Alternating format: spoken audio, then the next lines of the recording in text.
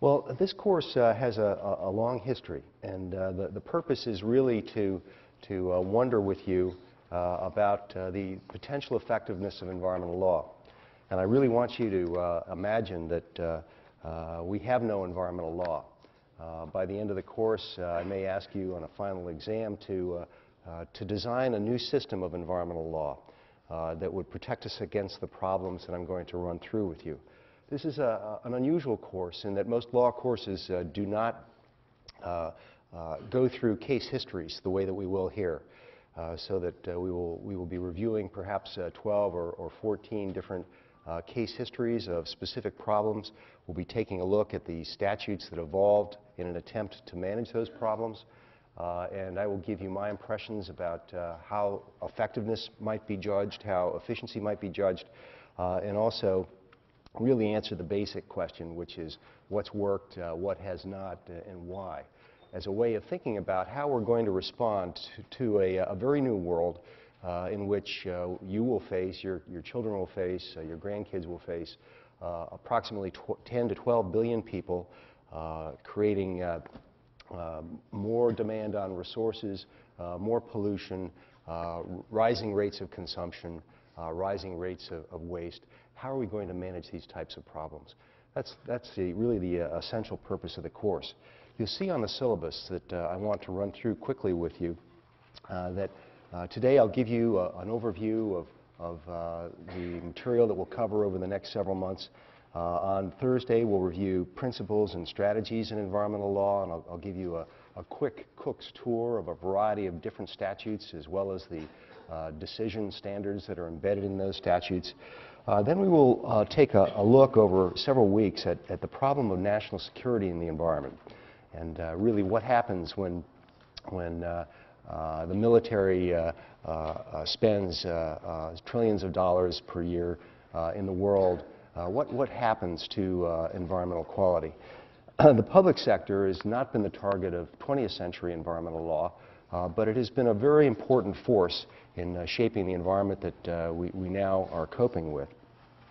We'll look at nuclear experimentation, and I've come to believe that the atmospheric weapons testing program of the 1940s and 1950s really is, it demonstrates one of the greatest success stories that we have in environmental law.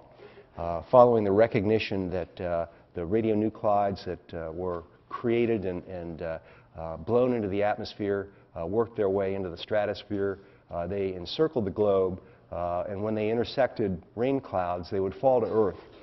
They contaminated the soil, they contaminated the water supplies, they contaminated also food supplies, agricultural crops, and made their way to the dinner tables of everybody on the Earth. The radionuclides eventually became embedded in human tissue. Depending on the nuclide, it would vary between bone or fat tissue, perhaps the liver, and pose very well-known threats. So that we'll review that story, because there are really fundamental lessons of ecology, fundamental lessons of environmental health that we've really forgotten. We've forgotten as we've attempted to manage air, water, food, as well as consumer product safety or large tracts of land, so that why have these lessons that were very clear by 1963, why have we forgotten those lessons? That is the purpose of that segment. And for each of these case histories, I'll be reviewing the specific statutes that applied at the time and talk about how they evolved and give you a sense of how you would evaluate whether or not they worked, how effective they were. We'll take a look, too, at preparation for warfare. It's not only the waging of war that creates great environmental destruction, it's also the preparation for warfare, the training, the production of weapons, the enrichment of uranium, so that if you look at the 25 to 30,000 different military bases and installations around the world, you'll see extremely severe contamination. So thinking about how that should be managed, how it might be prevented, will also be the subject of several lectures, as well as site restoration. And so we'll be looking at predominantly public sector issues in this first segment of the course. And then we'll take a look at the private sector, which has been the target of most 20th century environmental law. We'll take a look at global markets and the challenge that they pose in managing chemicals, And the management of chemicals is a very tricky business in that it demands a high degree of sensitivity about where chemicals are released to the environment. Where do they go? How do they move? Are they persistent? Where do they end up? And how are people exposed? Calculating the magnitude of exposure is really fundamental to understanding what the risk is. And most environmental laws are structured to manage chemicals based on this idea of risk. So to understand the risk and to manage it, you have to understand all of these intermediate issues, such as where was it released, where does it go, how does it get into your environment, and what are the likely health effects. And the word likely is very important because it implies that we need to be thinking probabilistically. What's the probability of a damage occurring down the road, whether or not it's ecological or human health related? So that we'll be thinking about the different forms of law that have evolved to try to deal with this kind of a problem. Some set risk-only standards, some are risk-benefit balancing, some are cost-benefit balancing, and more utilitarian in their structure. So what is the right standard to apply for very specific problems? We will then take a look at a variety of issue areas, including what I think of as industrial agriculture. The majority of our food is highly processed. It is chemically dependent, particularly on fertilizers and pesticides and preservatives and dyes of different sorts. So what does that mean? The food packaging industry is increasingly of interest to me in my own research. So I'll share with you several ideas about how plastics make their way into your life. Right now, the synthetic chemical industry is dominated by the plastics industry. It constitutes 70% of the synthetic chemical industry in the United States. And each year, 100 billion pounds of chemicals are produced and released to the environment. And among all plastics, among those 100 billion pounds, only 5% are recycled. So we are building up a waste stream that is coming back to haunt us. If I took tissue samples from each of you, probably 95% of you would have residues of phthalates or bisphenol A, which are plasticizers in your body. And scientists, including Hugh Taylor right here at the Yale Medical School, is now recognizing that these are very effective chemicals at exceptionally low doses, part per trillion doses, in sending a signal to cells that estrogen has arrived or another hormone has arrived, so that they are triggers of hormonal activity in many different species of animals as well as humans. So what does this mean? In one way, it means that we're conducting quite a chemical experiment on ourselves, but also on future generations. So what should we be doing about it? How should we be managing the chemical universe? This chemical universe, by the way, in international commerce includes about 80,000 different compounds at present.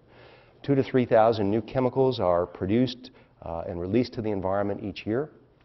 And they take many different forms: pharmaceuticals, plasticizers, different metal compounds in millions and millions of different products, so that these chemicals have no mechanism in law, even in the United States, to test what their effect is and what the risk might be to either environmental quality or to human health.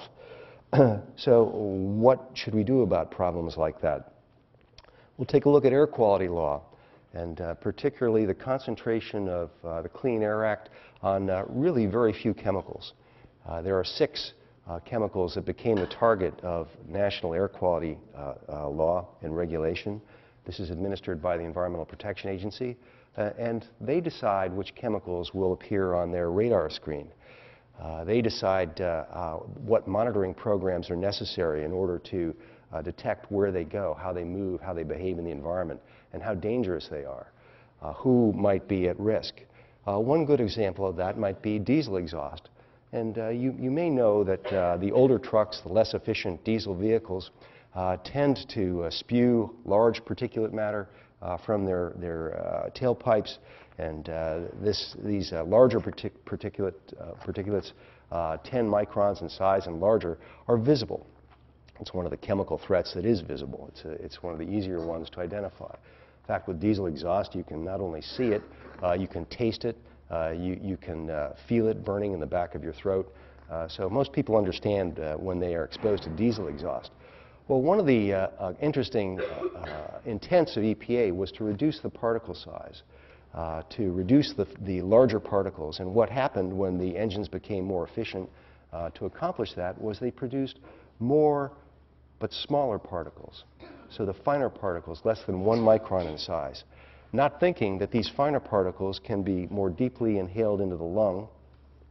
They reside there, they get stuck to the sides of the airways, particularly in those that have background illnesses such as asthma, emphysema, lung cancer, so that these particles don't get expired, so that exposure becomes more persistent. The danger to health is increasing. There's an interesting correlation, and I'm not saying that it's a causal relationship, an interesting correlation between the increasing number of these finer particles with rising rates of respiratory illness in the United States and in different parts of the industrialized world. So that, why might that be? Well, let me give you one analogy. If you thought about an aquarium and you fill that aquarium up, regardless of its size, with softballs, and then you calculated the surface area of those softballs, and then you took the softballs out and you filled the aquarium up with, say, peas, and you calculated the surface area of the peas, being analogous to the finer particle size.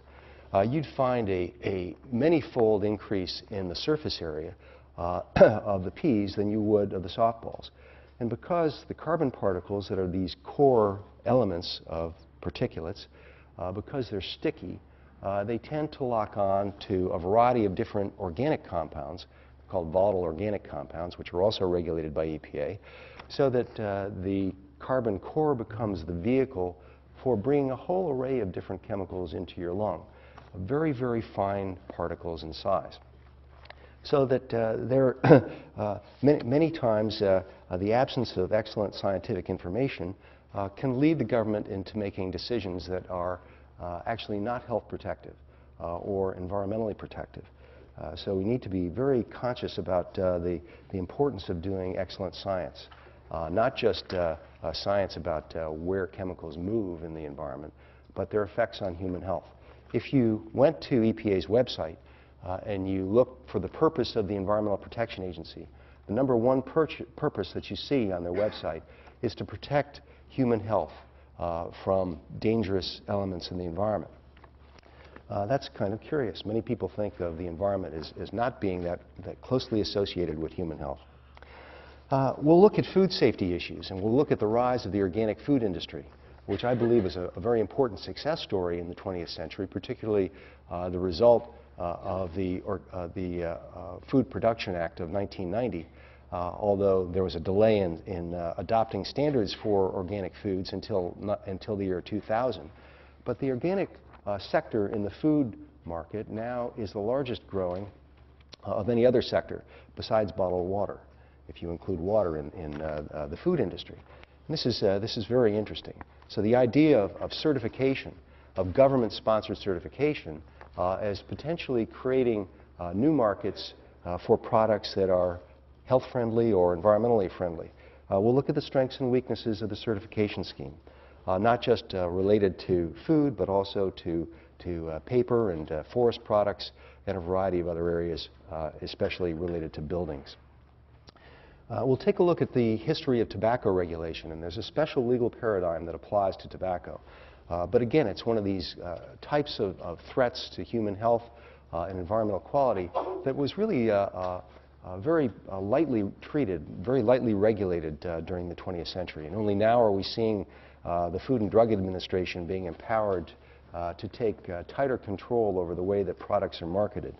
And we'll take a look at the advertising strategies of tobacco companies and see a variety of similarities to other products such as toys or candy or different kinds of foods toward children, so that hooking children early on to try to cultivate their taste toward foods that are high in salt and sugar and fat. There are some very interesting similarities there between the way that the tobacco industry was very anxious to encourage the youngest in society to try tobacco products, knowing that exposures for very short periods of time could become addictive. We'll take a look after spring break at land use issues. We'll switch from chemical problems and pollution problems to land use issues. And we'll be particularly interested in legal strategies for conservation, different approaches to set aside lands to protect biological diversity, to protect watersheds in an effort to improve environmental quality. We'll look also at wilderness and national park law and a variety of other statutes that apply to the U.S. National forest lands, the Bureau of Land Management. And we'll also look at conflicts between land use and development and the important value that we hold for private property rights in our society. We'll also think about urbanism and sprawl and different smart growth techniques to try to control the rate of development in suburban areas. We'll also look at the idea of environmental justice, which really grows from a recognition of different groups, different areas receiving or being exposed at a higher level to either chemicals or different kinds of environmental insults, so that we'll run through a variety of cases where groups claim that they are more exposed, more at risk than others, that they're bearing a disproportionate burden of harm or threat. We'll also look at the rising interest and rising incorporation of LEED certification into U.S. National and state law. So buildings are certified now to be green at different levels. The School of Forestry and Environmental Studies building, the new Kroon building, for example, is applying for the highest level of LEED certification. It's called Platinum. So we'll look at the evolution of that certification scheme, and I'll be actually quite critical of the scheme and the way that standards are being adopted by different governments that become the foundation for the allocation of property tax breaks, but also direct subsidies from both the federal government and state governments. We'll take a look then near the end of the term at the past and future of nuclear power and the statutes and regulations that surround nuclear power, particularly the statutes that provided really large subsidies when compared to subsidies allocated to renewable energy sources. We'll take a look at a variety of different emissions trading schemes and renewable energy policies, and then end the course with a reflection across these different cases about what we've learned. So that's the game plan. And I wanted to spend just a couple minutes talking about course requirements. The course is structured to have a final examination worth 40% of your grade, but also there is a paper or midterm option that would constitute 50% of your grade, and then a discussion section will be held each week for 50 minutes, so everybody will need to sign up for a discussion section, and that would be worth 10% of your grade. I'll talk more as we move through the term about the term paper option. There are 4 books that have been ordered and I believe are all in. If there's one that was shipped yesterday and should be in this afternoon. David Kessler's A Question of Intent, which provides a really wonderful review of the history of tobacco law and regulation. Michael Pollan, The Omnivore's Dilemma. A good part of my career has been spent thinking about food quality and food safety. So we'll take a look at Pollan's work. We'll read also a book that I published just a few months ago called Green Intelligence that will run through a variety of these cases that we'll examine during the class. And then we will take a look at Weinberg and Riley's book called Understanding Environmental Law. So course themes that I intend to draw through these cases include those that are on the back of page 2, or the bottom of page 2. How is law related to science and uncertainty? What causes environmental damage and health loss? Where should the burden of proof of causality lie? On the public sector or on the private sector? On the individual? So that understanding the idea of burden of proof is a fundamental aspect of understanding environmental law. We'll also take a look at the importance of secrecy and the control over information or knowledge. So I think of this as being really an analogy between the public sector and the private sector. In the private sector, secrecy is a very important component in that trade secrecy protects a company's understanding of product ingredients or perhaps how it's processed or produced or shipped, whereas classified information in the public sector protects sensitive information. In both cases, the idea is to protect competitive advantage either in international affairs or in the marketplace.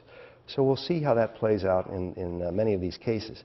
We'll also think about the principle of democracy and how participation rights vary depending upon which law we're looking at. And as participation rights expand, decision-making becomes more complicated. And what that means is that it often slows down, and it's harder to reach a mission of improved environmental quality. We'll look at property rights. Rights in law are an essential component, but also obligations are an essential component. So when I think about law, I think about how rights are specified, how obligations are specified, what are the sanctions applied for deviance, and where does the perception of legitimacy for that law come from? So we'll be asking those set of questions for each of the laws that we review. We'll take a look, too, at the principles of equality and justice and spend a lot of attention looking at disproportionate allocation of burdens or damages or pollution, where dangerous facilities are located. We'll also take a look at the idea of risk and precaution. So what is acceptable risk? Once it's calculated, how do you determine what is acceptable? If you look across the laws, the different statutes have very different definitions of what acceptable risk is. We'll also think a lot about the idea of precautionary law as opposed to utilitarian law. So law that builds in safety margins or buffer zones to protect against miscalculations of risk. We did not do that when we built nuclear power plants, and we've had several severe accidents in the world, most notably Chernobyl that we'll take a look at when we look at the nuclear power plant case. So that thinking about when should the government be allowed to balance risks or costs against benefits, and when should a fixed standard of allowable risk drive a decision, those are very difficult questions. So that said, I'd like to just briefly run through some of a set of slides here that I think are reflective of the material that we'll be reviewing. And I wanted to start with this image, this set of images from Thomas Cole, a well-known landscape artist from the 19th century, one of the Hudson River School painters. Just to give you a sense of where I came from, my background as an undergraduate was in history. I had a fascination for English literature, but also the history of art, but a very specialized form of art, which was 19th and early 20th century landscape art. And I was always fascinated by this series called The Course of Empire by Thomas Cole. And in the very first painting on the lower left, you see what's thought of as the savage state. And this is Thomas Cole's obvious interpretation of the evolution of civilization. So the savage state is wild. It's hostile. I think of it in a way as being wildlands, and I've always had a strong fascination for wildlands. When I was a child, my dad always took me camping or hiking up in the White Mountains in New Hampshire or the Adirondacks or up in Vermont. And it really caused me to have not just a fascination with it, but also a love of it. Thinking about how society might move from the savage or the wild state to the pastoral or the Arcadian state is well depicted in this painting. And many people, when they're shown a variety of different landscapes, if the landscapes vary between the highly dense urban environment all the way to the wild environment, they prefer the pastoral, the agrarian landscape. The consummation of empire is the The next slide in the series, the urban setting. I also have had a fascination with urban areas and have lived in Philadelphia, I've lived in New Haven, I've lived in Sao Paulo in Brazil and in San Francisco, and eventually settled here in Connecticut. But it's this juxtaposition that I find so interesting. A love for the wild as well as a love for a vibrant urban core. What happens in between in terms of suburban sprawl will become central to several of the cases that we look at. Cole then went on to think about, what happens if markets are completely unregulated, destruction, damage. So we'll spend a good amount of time thinking about how to predict damage and how important this is in the structure of environmental standards. And then desolation. And many today have this image of desolation 100, 200 years down the road in response to global climate change. So really, this set of paintings structured my thinking in a variety of different ways. It made me wonder about what the potential of law is. What capacity do we have to understand serious threats to the environment and to human health, particularly over long periods of time? What demands on science does that make?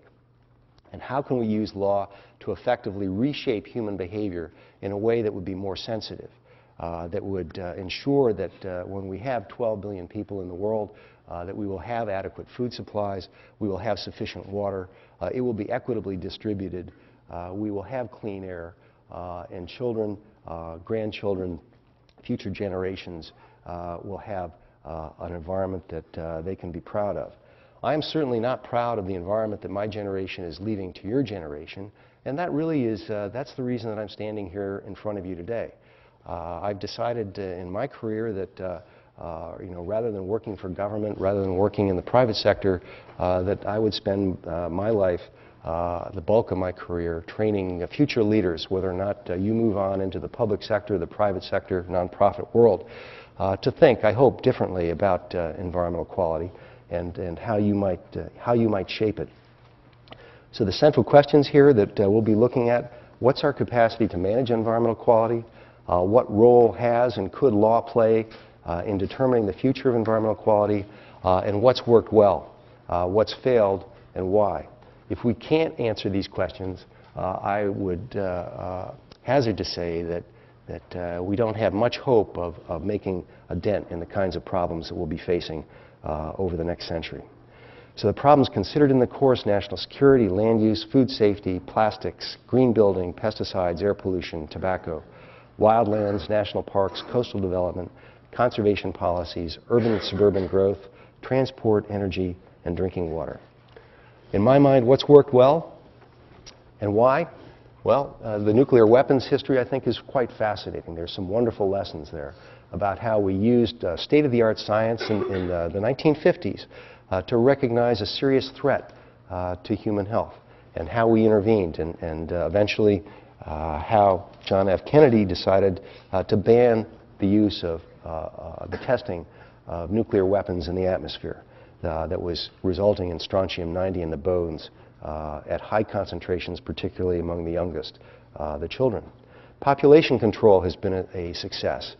Compared to the projections of the 1970s by Paul Ehrlich and Julian Simon and others, it's quite striking that the geometric projections have diminished substantially, particularly in developing parts of the world. The phase out of chlorinated hydrocarbons, including DDT and aldrin and chloridane and dieldrin, heptachlor, back in the 1970s. These became one of the very first targets of the Environmental Protection Agency. And because they are fat-loving, they're lipophilic, they persisted, they moved through the food chain, they moved into our bodies, and you and I are still carrying around residues of many of these chlorinated hydrocarbons. Your concentrations are lower than mine are, but your concentrations predominantly came from your mother via breast milk. That's the mechanism of transfer across generations for some of these compounds. So phasing them out was a very important thing to do. Lead in gasoline and paint were phased out as well. Chlorinated fluorocarbons that were and are responsible for diminishing the ozone layer that exists in the upper stratosphere, so that reducing CFCs and similar ozone-gobbling compounds has been a success story. At least the rate of loss has been stabilized. Polychlorinated biphenyl reduction. These are chemicals originally thought to be beneficial because they acted as a refrigerant and flame retardant for electronic technologies such as electrical transformers, so that phasing out PCBs that were building up in the tissues of wildlife, particularly large mammals as well as birds, and also in human tissues, has been a very important success story. Recognizing the threat of asbestos in producing a very rare form of cancer called mesothelioma was a very important step, as well as the increasing restriction on tobacco, so that we're seeing a decline in some forms of lung cancer in response to the tobacco restrictions, and we're also seeing very interesting declines in the rate of addiction in those parts of the country where advertising has been most heavily restricted, and public service campaigns have been mounted to warn people about the dangers of tobacco. We've also made some great strides in the area of food safety, particularly in terms of reducing microbial contamination. And also the stellar success story about the rise of organic food, I think, is something to take note of and to learn from. So what are the most persistent problems, the ones that have been hardest to deal with, and why? Fossil fuel consumption, renewable energy innovation, in part due to our lack of subsidies relative to subsidizing fossil fuels as well as nuclear power. Radioactive materials. The concentration of radioactive materials, particularly for the production of weapons, has created some of the most hazardous sites in the world. So Hanford, Washington, the Hanford Works in Washington, as well as the Oak Ridge Laboratory or Savannah River in Georgia. These are seriously contaminated sites. Waste management has also been a persistent problem. Our recycling efforts have clearly failed us. Most people don't know the difference between a plastic that is stamped with a number 6 and a plastic that is stamped with a number 3. And in fact, I'll challenge you right now to go through 1 week of this term without buying any plastic. If anybody is capable of doing that by the end of the term, I will take you out for lunch. I've made that offer for the past 5 years, and I've not spent one dime on lunch as a result. Transport, personal transport as opposed to public transit facilities, is a persistent and growing problem. We now have 1 vehicle in the United States for every person who is eligible to drive. That's nearly 250 million vehicles. We have more vehicles per capita in the United States than any other place in the world, and we drive more miles per person than any place in the world. The failure to develop public transit facilities is quite striking. Parks and protected areas. We are not protecting areas the way that we were back in the 1970s and the 1980s. So why have we slowed down?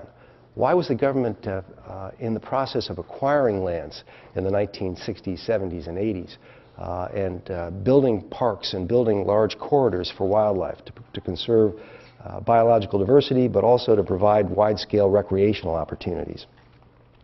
So why have land acquisition efforts been stalled?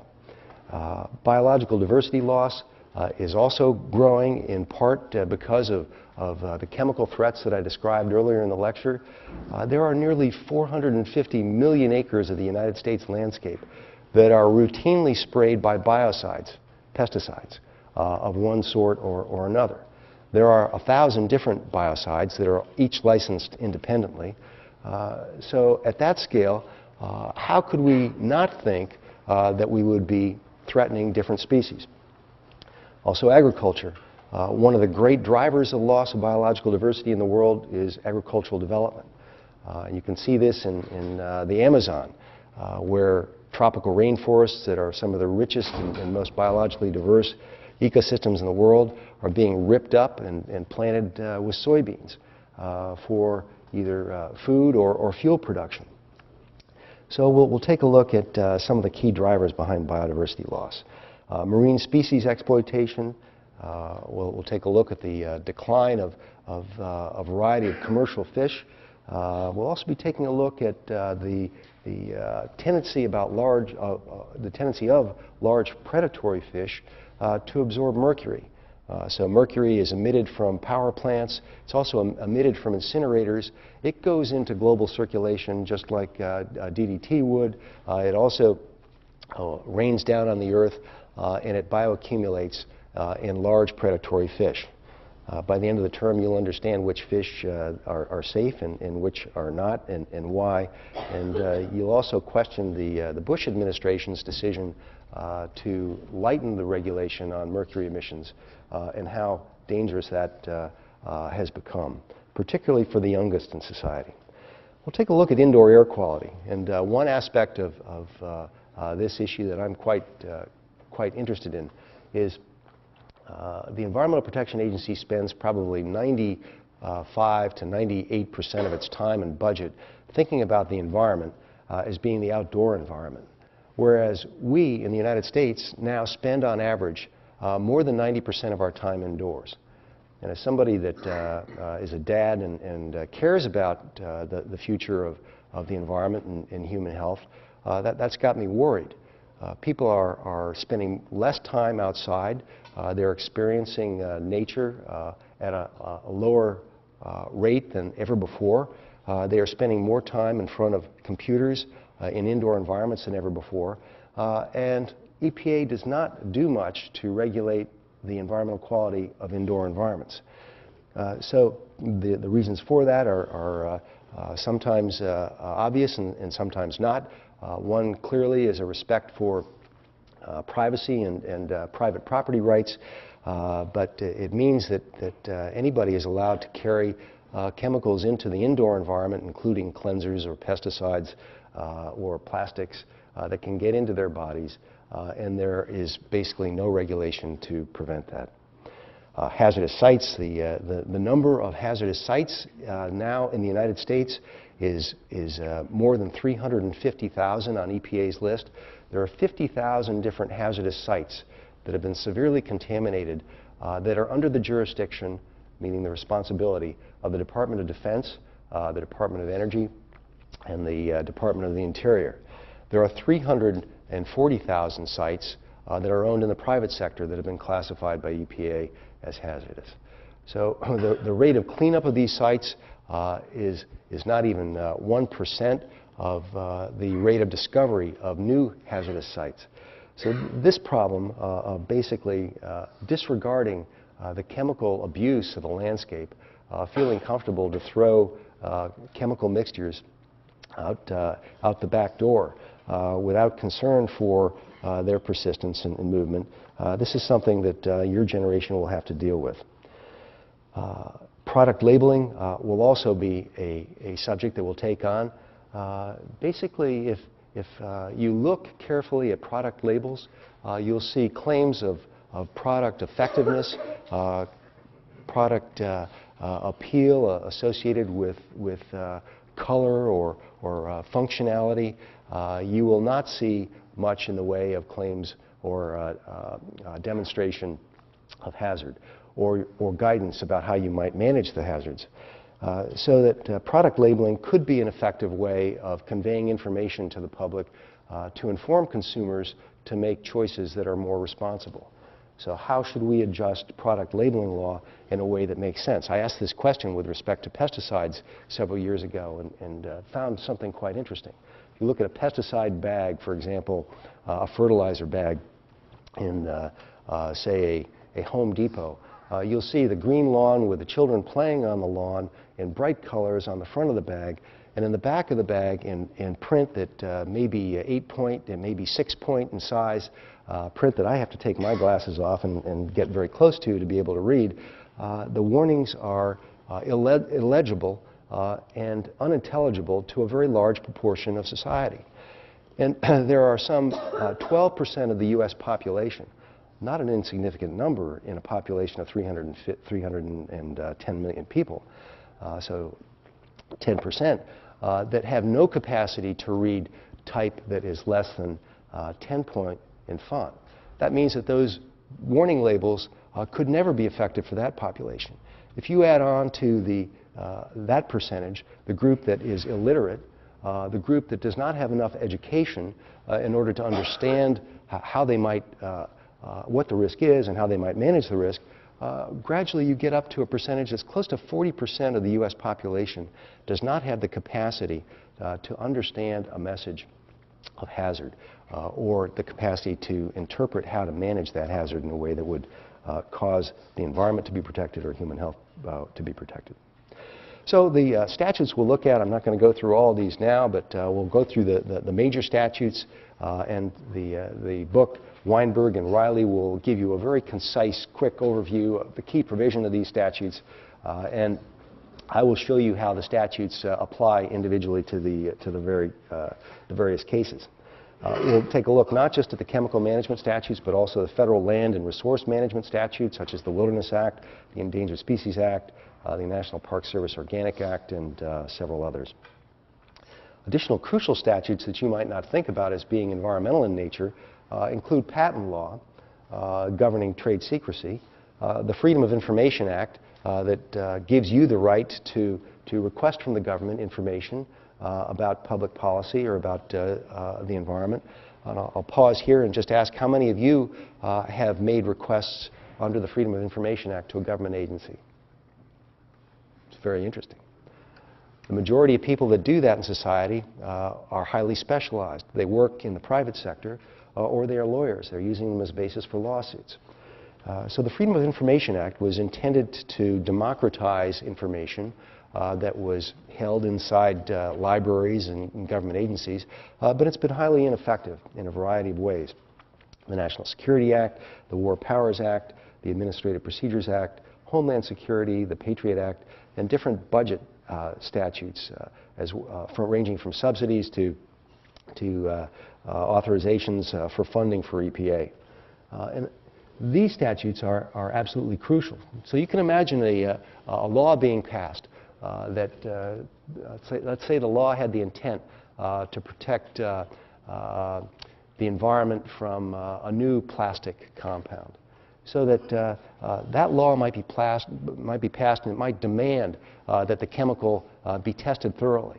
It might demand that it be labeled in a way that would ensure that it would be managed more effectively.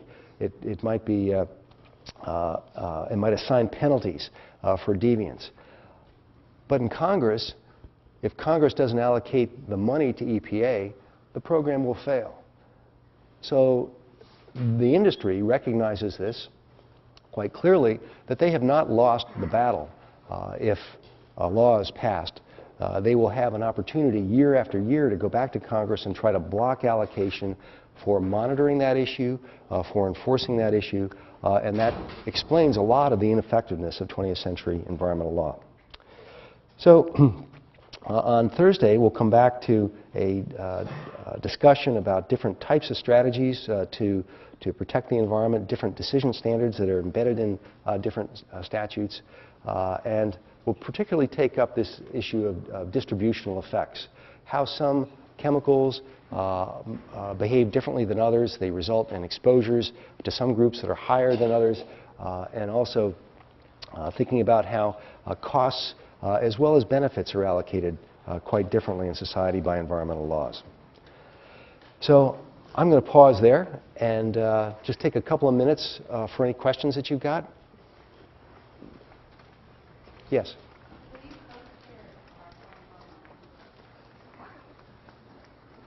Could you say, repeat that, please?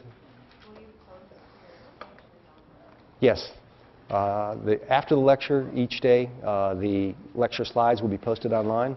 Also, I will use the classes server quite regularly. Some of the readings that you will have assigned to you will be on the classes server, so that some of the discussion sections as well may use strategies to pose questions and require your responses on the classes server as well. Yes? Will you hold office hours? Well, I hold office hours. I will hold office hours, and I will announce those on Thursday. Anything else? Well, thank you very much for joining me.